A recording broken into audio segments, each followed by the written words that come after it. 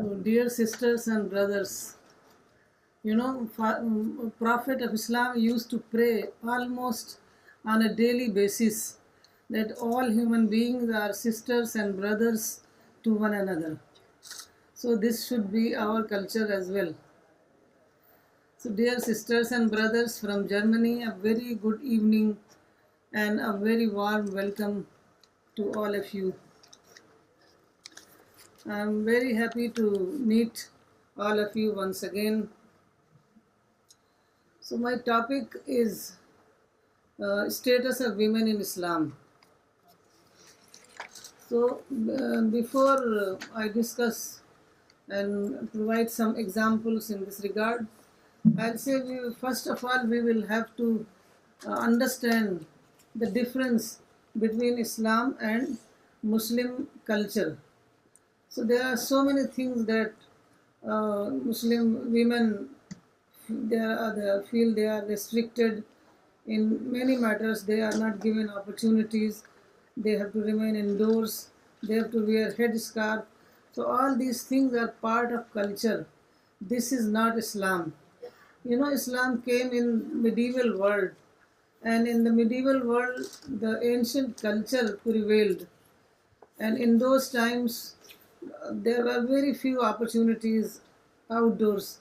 Women lived indoors, and the outside world was not safe for women. And there are no opportunities. They had to live indoors, and whenever they went out, they used long flowing garments.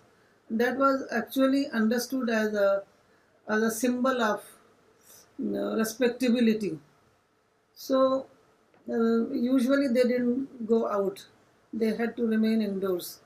Only some royal families, they had the women who belonged to royal families, they had some opportunities. So it was a male-dominated society since ancient times till it lasted till medieval times, and religion was also male-dominated. So it was this thing which reflects upon the perception of Muslim women today. And because they have been under that culture for at least 1400 years, so that culture, that ancient culture was Islamized. They think that this is Islam. They are not very clear about it, that this is not Islam, this is culture which has been Islamized.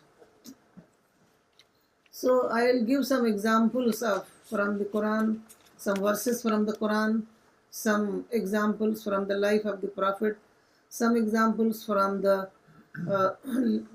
wives of the companions of the Prophet and the wife of the Prophet, so that it becomes clear that the women in those times, the early phase, which is regarded as the ideal phase, so they were very free. They could do anything. They did business. They went inside the mosque. They did everything. They went outdoors. They looked after their orchard. So, and that was according to the teachings of Islam, teachings of the Quran. There is a verse in the Quran in chapter 3, you are members one of another. At another place it says, it is He who created you from a single soul. So men and women are equal according to the teachings of the Quran. So the same teachings we find in hadiths, which are sayings of the Prophet. The Prophet said, men and women are two equal halves of a single unit. So they are just equal, just as men are. There is no difference, no discrimination against women in Islam. And this we find in the practice of the Prophet and his companions and in the early ideal faith of Islam. So Prophet gave full freedom to women. Prophet was married to Khadija before he received prophethood. So Khadija conducted business. Though the Prophet did not object to this business activities, And after he received prophethood, even then he did not object to it. She continued to do business. So that shows that women can engage in business activities. Then we have another example of religious freedom.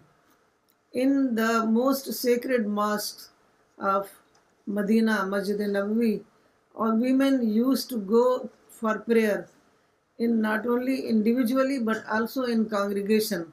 There was no restriction.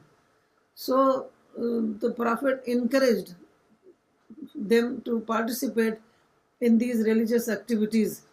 And sometimes they would come with their small babies.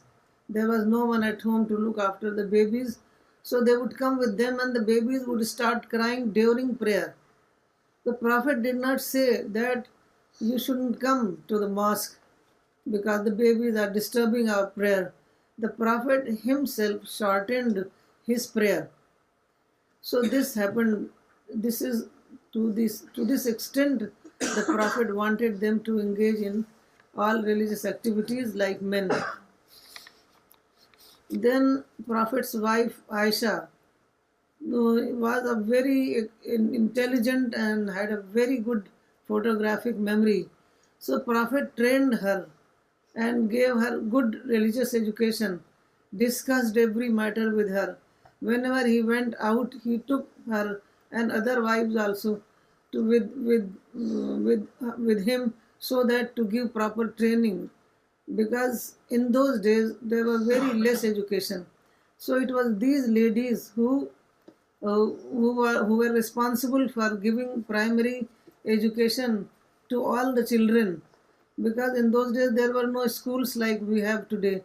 So these ladies who were educated by the Prophet, so they would open schools in their homes and give education to the children.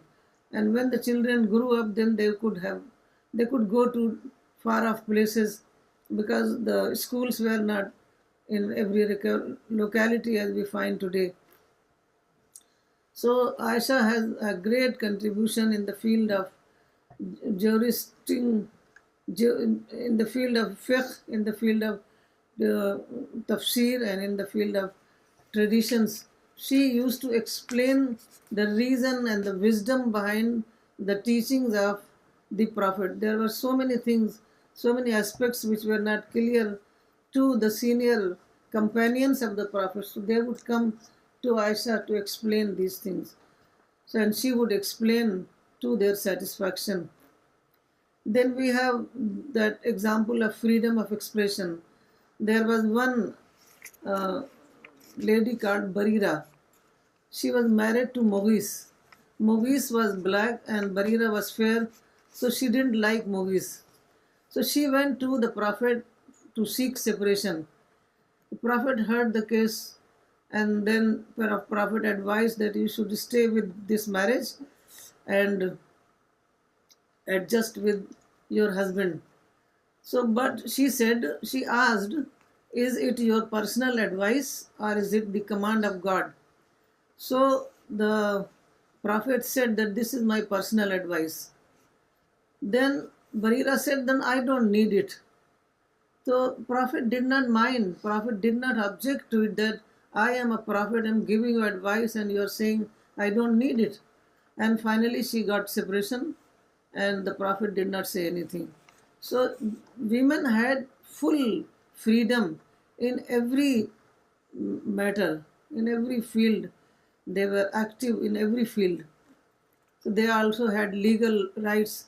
Women usually did not have legal rights in those days because it was considered that women are weak of judgment, so they can't manage property.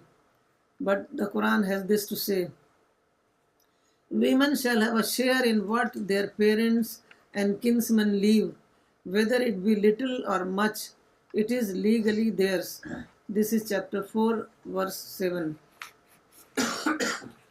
So I'll be very brief. There is another example of getting a job in those times when there were very few opportunities, but still those opportunities were open to ladies. You know, during Caliph Umar, who was the second Caliph of Islam, So there was one lady, Shifa. So she was appointed as a supervisor of the market of Medina. मतलब Hazrat Umar, who was so difficult to deal with, people were afraid of him. He got angry very soon, and he appointed a woman. He must have seen capability in that lady, and he appointed her to supervise the market of Medina. So this showed that she can also get a job outside home and can do it very successfully.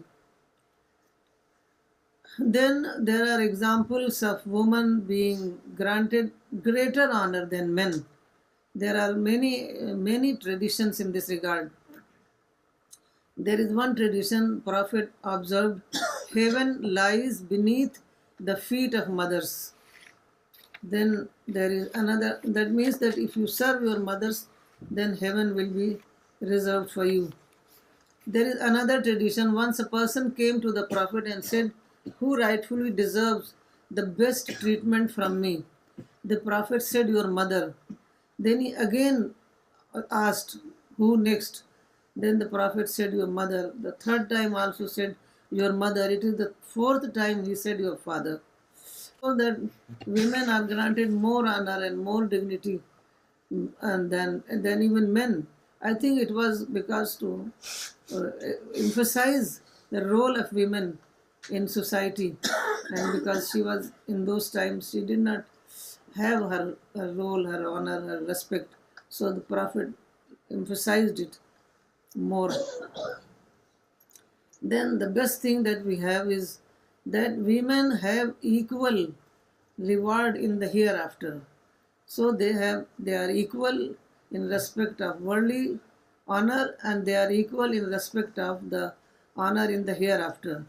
There is a verse in the Quran, chapter 40, verse 20. Those that have faith and do good works, both men and women, shall enter the garden of paradise and receive blessings without measure. So I think this is the ultimate statement of equality. With this, I would like to conclude my message. Thank you very much once again.